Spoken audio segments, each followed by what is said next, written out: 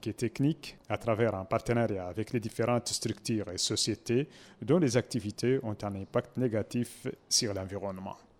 Dans un mot prononcé pour la circonstance, le premier adjoint du président de l'Assemblée nationale a indiqué que le but visé par la protection de l'environnement et les résultats de l'éveil deviennent une composante dans le titre de différents projets d'investissement et des activités humaines, avant de rappeler que les conventions internationales adoptées et l'organisation de conférences, de forums et d'ateliers au niveau mondial visent dans son ensemble à préserver l'environnement. M. Hamadi Ouilmoïmou a affirmé que les mesures prises ne produiront les résultats escomptés sans l'association des législateurs qui promulguent les lois et contrôlent l'action du gouvernement, avant de souhaiter voir l'action de ce groupe contribuer aux efforts assurant un environnement propre sans porter préjudice aux efforts de développement auxquels aspire notre pays. Le président du groupe parlementaire pour la protection de l'environnement et le développement durable, député Hamadi Ould Sidelamine, a fait quant à lui un exposé global sur l'environnement, les conséquences des phénomènes naturels et l'activité humaine qu'il subit. Le groupe parlementaire de l'environnement entreprendra des activités et des mesures visant la protection de l'environnement sous toutes ses formes à travers la création d'une cellule de surveillance qui informera les différents acteurs publics et privés, nationaux et internationaux, les partenaires au développement et les investisseurs sur les pratiques évitant la détérioration et dégâts de l'environnement, du système écologique et de la diversité biologique à moyen et long terme. Comme je vous le disais en titre, à Néma, le ministre de l'Enseignement fondamental et de la réforme de l'éducation nationale, M. Amadou Bokar Soko, a indiqué que des mesures urgentes seront prises pour corriger les anomalies constatées dans le système éducatif national. Il a appelé tous les partenaires de l'éducation à conjuguer leurs efforts pour la réussite de ce challenge. Rabia Deda. La wilaya du Hod Sharqi, après un mois du démarrage de l'année scolaire 2019-2020, abrite cette réunion du ministre de l'Enseignement fondamental et de la réforme de l'éducation nationale.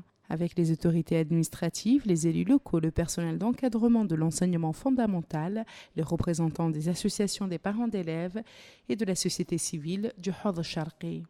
L'occasion pour le ministre de l'Enseignement fondamental et de la réforme de l'éducation nationale, Amadou Bokar Soko, de préciser que son département favorise la politique de consultation avec tous les acteurs éducatifs, notamment les syndicats, les associations des parents d'élèves et le secteur privé, pour faire le diagnostic de tous les obstacles qui peuvent empêcher la réussite du processus de réforme entrepris par le gouvernement mauritanien sur instruction du président de la République. Le ministre de l'Enseignement fondamental et de la réforme de l'éducation nationale a ensuite passé en revue les mesures urgentes qui seront appliquées par son département pour corriger les anomalies qui seront constatées au niveau de l'enseignement, avant de citer parmi ces mesures l'augmentation de l'indemnité d'éloignement pour soutenir les professeurs et les enseignants des zones éloignées et du nombre de cantines pour limiter la déperdition scolaire. Il a aussi assuré que ces mesures serviront aussi à favoriser le regroupement des écoles, l'amélioration de la qualité de l'enseignement, tout comme elles accorderont la priorité aux plus importants regroupements dans l'obtention des services de l'État. Pour sa part, le wali du Hod Sharqi, Cheikh Abdallahi Oulouwa, a mis en exergue que la réforme de l'éducation nationale au niveau de la wilaya du Hod Sharqi est d'une importance capitale.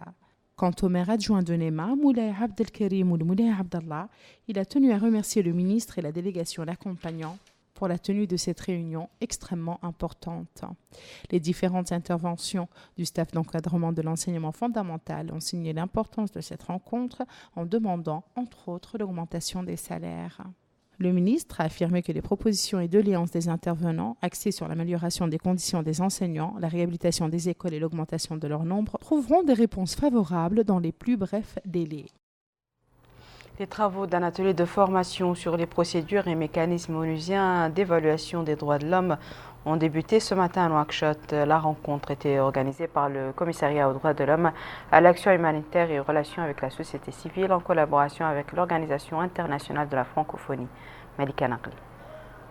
L'amélioration de l'accès réel des populations à leurs droits selon un format et des règles identiques selon le processus de l'EPU, examen périodique universel créé en 2008, Tel est l'objectif de cet atelier de formation de 3 jours. La rencontre vise à renforcer et à promouvoir le rendement des membres du comité technique chargé de rédiger les rapports relatifs aux conventions ratifiées par notre pays en matière de droits de l'homme. Ce participant met l'accent sur les différentes communications qui seront présentées, dont celles portant sur la thématique des droits de l'homme de manière générale et de manière plus ciblée sur certaines questions comme les procédures spéciales du Conseil des droits de l'homme ou l'élaboration et l'échéancier du plan de mise en œuvre. Le commissaire adjoint aux droits de l'homme, à l'action humanitaire et aux relations avec la société civile, M. Rasoul Oul-Khali, a affirmé dans son allocution que cet atelier intervient dans le cadre de la préparation du processus du 3e round du mécanisme d'examen périodique universel qui aura lieu en Mauritanie à la fin de l'année prochaine. Il a indiqué que l'atelier vise à renforcer les capacités techniques et cognitives des membres du comité technique chargé de rédiger les rapports, comité auquel incombe le suivi de l'exécution des recommandations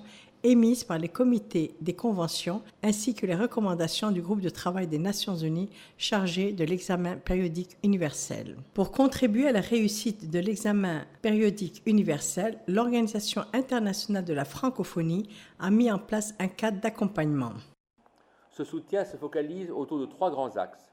L'appui à la rédaction du rapport national, l'appui à la préparation de l'examen à Genève, où nous offrons une séance de simulation à l'État avant son passage devant le Conseil des droits de l'homme, et un appui à la mise en œuvre des recommandations. Cet accompagnement s'est maintenant assorti d'un nouveau guide et d'un nouveau site internet qui permet de suivre de manière beaucoup plus interactive la mise en œuvre de ces recommandations.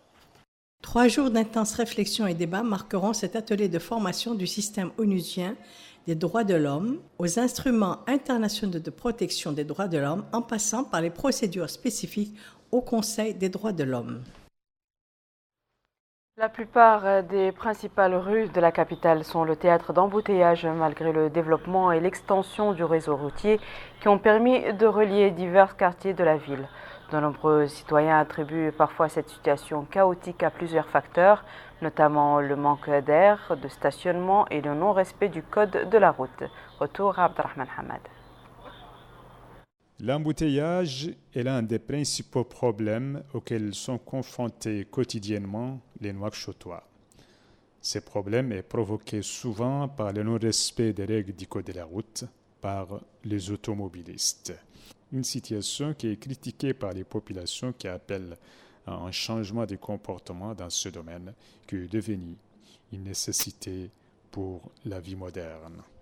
Le stationnement interdit, le non-respect des feux rouges et l'accès au sens interdit sont les principaux motifs de l'embouteillage.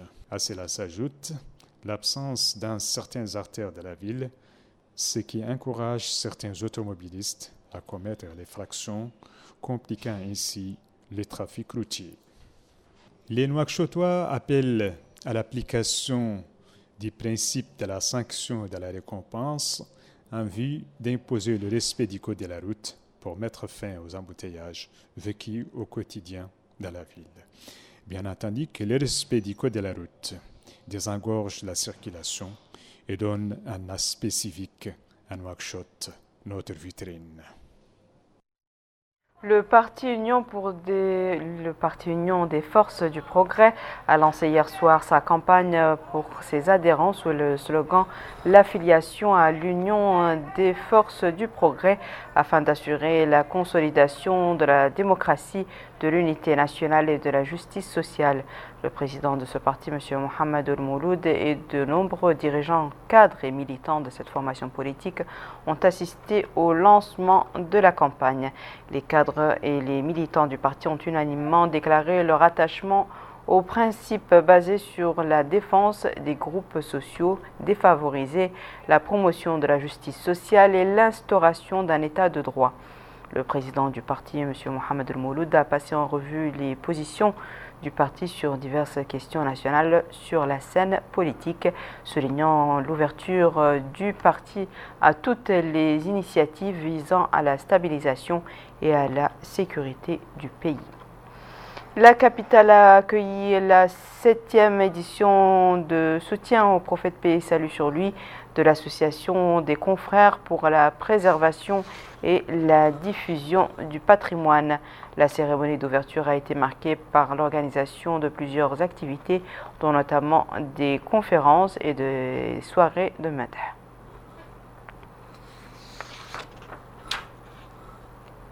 Clôture hier soir de la 6e édition du Festival de l'Océan et du Sahara à Benichab.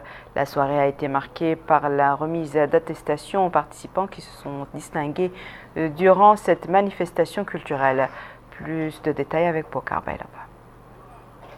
Les rideaux sont tombés sur les manifestations marquant la 6e édition du Festival de l'Océan et du Sahara à Benichab en Inchiri. Les organisateurs visaient à travers ce festival à promouvoir le développement économique de cette ville et stimuler l'action culturelle. Durant la manifestation, les participants ont rivalisé de talent pour décrocher la timbale. En clôture de cette 6e édition, la Hakam de la Muqata de Benichab, Jelila Mint Ma'alam, a souligné l'importance de ce festival qui s'inscrit dans le cadre des préoccupations des pouvoirs publics à promouvoir et dynamiser le patrimoine artistique, rappelant les mesures prises pour assurer le succès de cet événement culturel. Autre allocution, c'est celle faite par la présidente du festival, Aminetou Mint Ahmed Mekki, qui a mis en relief l'importance de cette manifestation qui s'inscrit dans le cadre de la création d'une dynamique culturelle et économique qui s'harmonise avec l'orientation générale de la nouvelle ville. La soirée a été marquée par la remise d'attestations aux participants qui se sont le plus distingués durant cette compétition dans le domaine de la récitation coranique, la poésie, la musique, les activités folkloriques, le football, entre autres. Le public venu nombreux a eu droit durant toute la soirée à une série de démonstrations artistiques et folkloriques, expression du talent des uns et des autres, et ils se sont donné rendez-vous pour la 7e édition. Le Forum de littérature populaire a organisé une manifestation à l'occasion du premier anniversaire de sa création. La rencontre a été marquée par des interventions des hommes de la culture dans lesquelles ils ont appelé à ce que le Forum de littérature populaire occupe la place qu'il lui sied sur la scène culturelle nationale. Ils ont également demandé à ce que cette littérature populaire soit reconnue comme partie intégrante du patrimoine culturel qui relate l'histoire du pays et de ses populations. Voici à présent, mesdames et messieurs, le rappel des titres. Création d'un groupe parlementaire à la sensibilisation pour la protection de l'environnement et du développement durable à l'Assemblée nationale.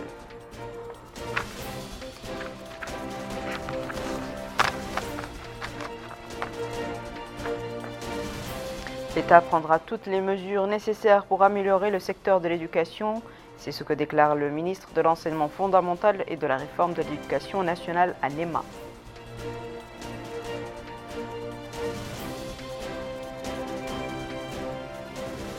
Nouakchott abrite les travaux d'un atelier de formation sur les procédures et mécanismes onusiens pour évaluer la situation des droits de l'homme.